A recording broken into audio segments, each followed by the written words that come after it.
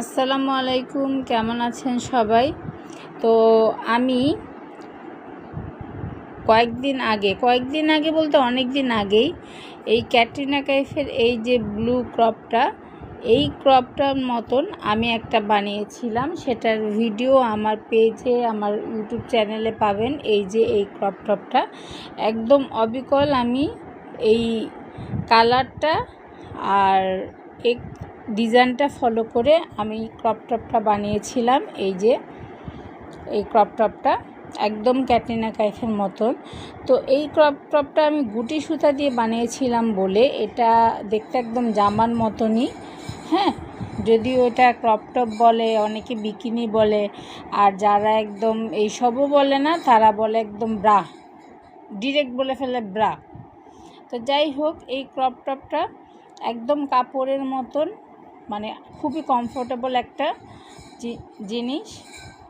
তো আমি ভাবলাম যে এটা তো গুটি সুতা দিয়ে বানিয়েছি আমি, তো কেন না এবার আমি একটা মালাইকট সুতা দিয়ে বানাই। তো এই যে দেখেন ক্রপ টপটা দেখে মনে হবে যে এটা কোনো আনকমফোর্টেবল, একদম ইজি, পরনে একদম গেঞ্জির মতন বা ইয়ার মতন।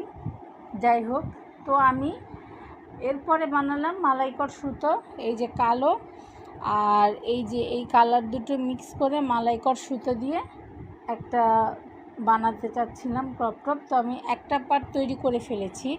এই যে দেখেন, এটা এত শক্ত যে মালাইকট সুতা সম্পর্কে যারা কুশি কাটার কাজ করে তারা জানে মালাইকট সুতা হচ্ছে শক্ত। এগুলো ব্যাগ তৈরিতে, জুতা তৈরিতে ব্যবহার করা হয়।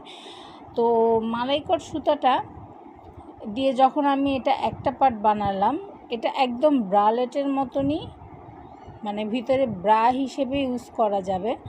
তো এটা আমি সম্পূর্ণ করে এখন মাত্র এক পার্ট বানিয়েছি, আরেকটা পার্ট আমি এখনও অর্ধেকও যায়নি। এই যে আরেকটা পার্ট আমি এখনও কি করব, ইফতারির রোজার মাস কাজ টাজ করতে হয়, ইফতারির তৈরি করতে হয়, ইফতারির জন্য সামান তৈরি করতে হয়। তো এই যে আমি এটার এখনও অর্ধেকও যাইনি। তো এটাও দেখেন কেমন শক্ত হয়ে, এটা এত ফিট হবে। এটা তো তাও ব্রা হিসেবে না, এটা তো ক্রপ টপ হিসেবেই বানিয়েছিলাম, আর এটা একদম ক্রপ টপ গেঞ্জি সেরকম হিসেবেই পরা যায়, কিন্তু এটা একদম ব্রালেট হিসেবেই ব্যবহৃত হবে। এখন কথা হচ্ছে